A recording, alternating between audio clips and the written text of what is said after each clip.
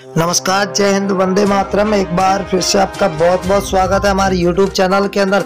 आपको बता दें कि कर्नाटक के अंदर वोटिंग खत्म होने के बाद कर्नाटक का सबसे बड़ा ओपिनियन पोल जारी हो चुका है। अब कर्नाटक का देखा जाए तो भविष्य अब कैद हो चुका है पेटियों के अंदर और 13 मई को वोटों की गिनती होगी। अब वोटों की गिनती होने से पहले आपको बता दें कि कर्नाटक के अंदर अब की बार भारी रूप से अगर देखा जाए तो वोटिंग हुई थी अब की बार, और वोटिंग के अंदर देखा जाए तो अब की बार कर्नाटक के अंदर त्रिकोणीय मुकाबला था हर जगह।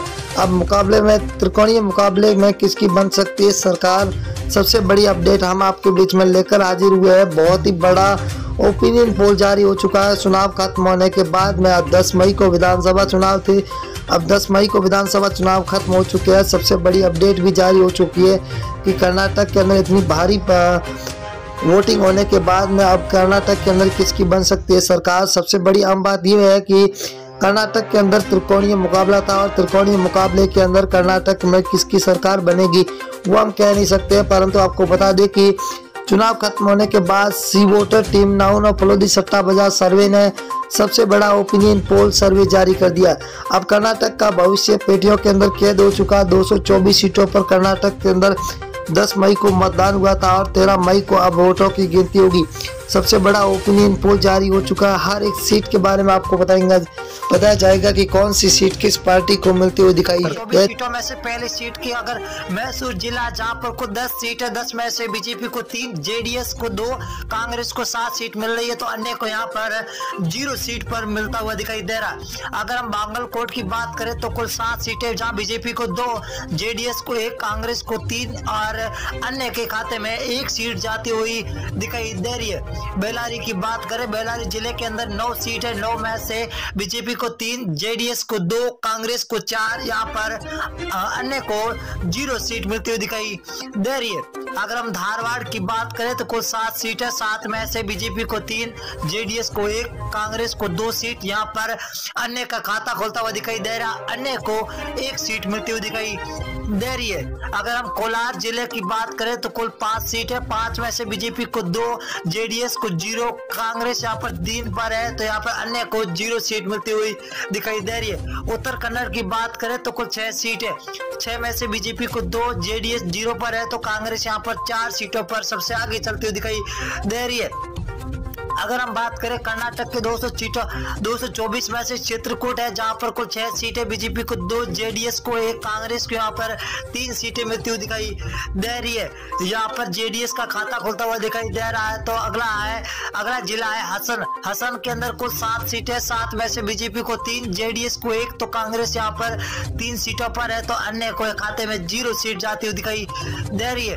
अगली विधानसभा है बीवीएम पश्चिमी दक्षिण, जहां पर कुल 8 सीटें हैं, 8 में से बीजेपी को 3, जेडीएस 0 पर है, तो कांग्रेस 4 सीट पर, अन्य को खाते में 1 सीट जाती हुई दिखाई दे रही है। बीवीएमपी मध्य, जहां पर कुल 8 सीटें, 8 में से बीजेपी को 2, जेडीएस को 1, कांग्रेस को 4 सीटें मिलती हुई दिखाई दे रही है। यहाँ पर बीजेपी और कांग्रेस बीच में सीधी टक्कर होती हुई दिखाई दे रही है। अगर हम रायपुर की बात करें तो कुल 7 सीटें, 7 में से बीजेपी को 1, जेडीएस को 1, यहाँ पर कांग्रेस को 5 सीटें मिलती हुई दिखाई दे रही है। कांग्रेस का पलड़ा भारी होता हुआ दिखाई दे रहा है। अगली जिले की बात करें बंगलोर हर्बन है, कुल 7 सीटें, 7 में से बीजेपी को 2, जेडीएस को 1, तो कांग्रेस के खाते में 4 सीटें जाती हुई दिखाई दे रही है, तो अन्य के खाते में 0। तुमकुर के अंदर 10 सीट है, 10 में से बीजेपी को 3, जेडीएस को 2, तो कांग्रेस यहाँ पर 6 सीटों के साथ सबसे आगे सरकार अब की बार बनती हुई दिखाई दे रही है।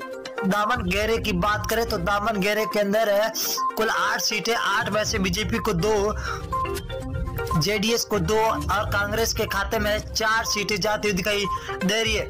अगर बेलगाम की बात करें तो 18 सीटें, ये बहुत ही बड़ी विधानसभा है, कुल 6 सीटें, 6 में 18 है, 18 बीजेपी को 6, जेडीएस को 2 और कांग्रेस को 9 सीट मिल रही है, तो अन्य के खाते में 0 जाती हुई दिखाई दे रही है। बीवीएमपी उत्तर, इसकी बात करें तो 8 सीटें है, कुल 8 में से बीजेपी को 1, जेडीएस को 1, कांग्रेस के खाते में 4, तो अन्य के खाते में 2 सीटें जाती हुई दिखाई दे रही है। शिमोगा की बात करें तो कुल 7 सीटें, 7 में से बीजेपी को 2, जेडीएस जेडीएस 0 पर है। तो यहाँ पर कांग्रेस का 5 सीटों के साथ सबसे आगे चलना यहाँ पर बताया जा रहा है। अगली विधानसभा की बात करें तो बीजापुर जिला है, जहां पर कुल 8 सीटें, बीजेपी को 4, जेडीएस को 1, कांग्रेस के खाते में 3 सीटें जा रही है तो अन्य को 0 सीट मिलती हुई दिखाई दे रही है।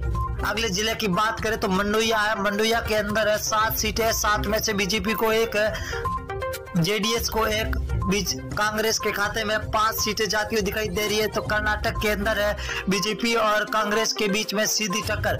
हावेरी की बात करें तो हावेरी जिले के अंदर कुल 6 सीटें, 6 में से बीजेपी को 1, जेडीएस को 1, तो कांग्रेस के खाते में 4 सीट जाती हुई दिखाई दे रही है। बिंदरी की बात करें तो बिंदरी के अंदर 6 सीटें, 6 में से बीजेपी को 1, जेडीएस 0 पर है तो कांग्रेस 5 सीटों के साथ सबसे आगे चलती हुई दिखाई दे रही है।